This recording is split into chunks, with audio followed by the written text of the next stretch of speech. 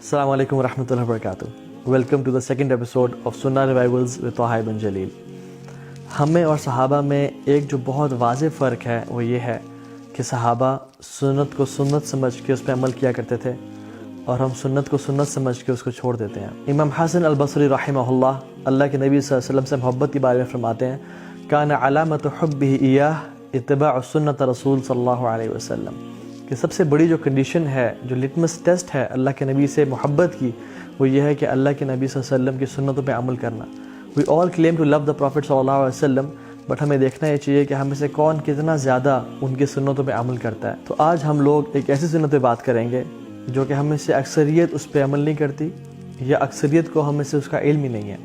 And that sunnah is to have a dedicated place in your home for musalla or a masjid. اپنے گھر میں ایک ایسا portion reserve کر لینا فار جسٹ پریئنگ صلاح اور اللہ تعالیٰ کا ذکر اور قرآن کی تلاوت کرنے کے لیے. صحیح بخاری کی روایت ہے کہ اتبان بن مالک رضی اللہ تعالیٰ عنہ یہ انصاری صحابی ہیں اور یہ بدر میں بھی شریک ہوئے تھے، تو یہ بدری صحابی بھی ہیں. اللہ کے نبی کے پاس آئے اور کہا کہ رسول اللہ میری آئی سائٹ بہت ویک ہو چکی ہے اور میں اپنے قوم اور قبیلے کے لوگوں کو نماز باجماعت کرواتا ہوں، لیکن جب بارش ہوتی ہے تو ویلی کے اندر پانی اتنا بہنے شروع ہو جاتا ہے کہ میرا مسجد کی طرف جانا ممکن نہیں ہو پاتا، کیونکہ the Masjid is across the valley, میں وہاں جا نہیں پاتا. تو آپ کائنڈلی میرے گھر آئیں اور میرے گھر میں نماز پڑھیں تاکہ میں اس جگہ کو اپنے لیے مصلی بنا لوں. تو اللہ کے نبی صلی اللہ علیہ وسلم فرمایا کہ انشاءاللہ میں آؤں گا. اگلے دن جب سورج چڑھ گیا تو اللہ کے نبی صلی اللہ علیہ وسلم ابو بکر صدیق کے ساتھ روانہ ہوئے اور اتبان بن مالک رضی اللہ تعالیٰ عنہ کے گھر گئے اور اجازت لی آنے کی. تو انہوں نے فرمایا کہ رسول اللہ آپ آ جائیں، اور جب انٹر ہوئے تو کہا، بیٹھے نہیں بلکہ کہا کہ اے اتبان کہاں چاہتے ہو میں نماز پڑھوں؟ تو اتبان بن مالک نے اشارہ کیا رسول اللہ اس جگہ پہ. تو فرمایا اللہ اکبر، اور جا کے اس جگہ پہ اللہ کے نبی صلی اللہ علیہ وسلم نے نماز پڑھائی. ابو بکر صدیق اور اتبان بن مالک ان کے پیچھے کھڑے تھے. 2 رکعتیں پڑھائیں اور سلام پھیرنے کے بعد انہی صحابی نے آپ صلی اللہ علیہ وسلم کو کھانے کی ڈش سرو کی جس کا نام تھا خاضرہ، اور اس کے بعد سے اس جگہ کو اپنے لیے مصلی مقرر کر لیا. ابن ماجہ کی حدیث میں ایک اور نابینا صحابی ہیں جن کے متعلق تقریباً سیم ہی روایت آتی ہے.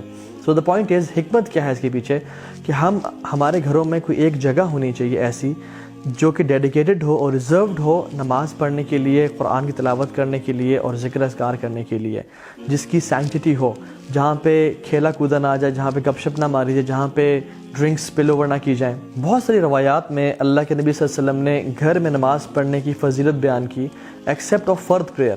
مردوں کے لیے فرض نماز پڑھنا مسجد میں لازم ہے جماعت کے ساتھ، لیکن اللہ کے نبی نے فرمایا کہ جب تم اپنی نمازیں پڑھ لو تو ان کا کچھ حصہ گھر میں آ کے بھی ادا کرو، یعنی نوافل اور سنتیں گھر میں آ کے ادا کیا کرو اور اپنے گھروں کو قبرستان مت بناؤ. اور یہ بات بھی جان لیں کہ سنتیں اور نوافل مسجد سے زیادہ گھر میں پڑھنا افضل ہے. وَاجْعَلُوا بُيُوتَكُمْ قِبْلَةً وَأَقِيمُوا الصَّلَاةَ وَبَشِّرِ الْمُؤْمِنِينَ، کہ میک اے قبلہ in your houses, in your homes. اپنے گھروں میں ایک جگہ ہونی چاہیے جہاں پہ انسان نماز پڑھے. اس کے ساتھ ساتھ یہ بھی جان لیں کہ جو گھروں میں نماز پڑھنے کی بات ہو رہی ہے یہ سنتیں اور نوافل کی بات ہو رہی ہے، کیونکہ مردوں کے لیے لازم ہے کہ وہ مسجد جا کے نماز پڑھیں باجماعت. ہاں آج کل ایکسیپشن ہے، علماء کے فتاویٰ بھی ہیں، کووڈ-19 کا آؤٹ بریک ہے، اس کی وجہ سے ہم گھر میں نماز پڑھ سکتے ہیں، لیکن جنرلی جب حالات ٹھیک ہوں تو مردوں کے لیے مسجد میں جا کے نماز پڑھنا ضروری ہے اور خواتین گھر ہی پڑھیں، لیکن اگر مسجد جانا چاہیں تو ان کو روکنا نہیں چاہیے. تو ہم سب کو بھی چاہیے کہ ہم اس سنت پہ عمل کریں، اور ہو سکتا ہے کہ اس سنت کو زندہ کرنے کی وجہ سے اللہ سبحانہ و تعالیٰ ہمارے گھروں میں برکتیں بھر دیں. کیونکہ حدیث میں آتا ہے آپ صلی اللہ علیہ وسلم نے فرمایا کہ جو شخص میری ایک ایسی سنت کو زندہ کرے گا جس کو لوگوں نے بھلا دیا ہو، تو جو آئندہ آنے والا شخص اس سنت پہ عمل کرے گا اس کو بھی ویسا ہی اجر ملے گا.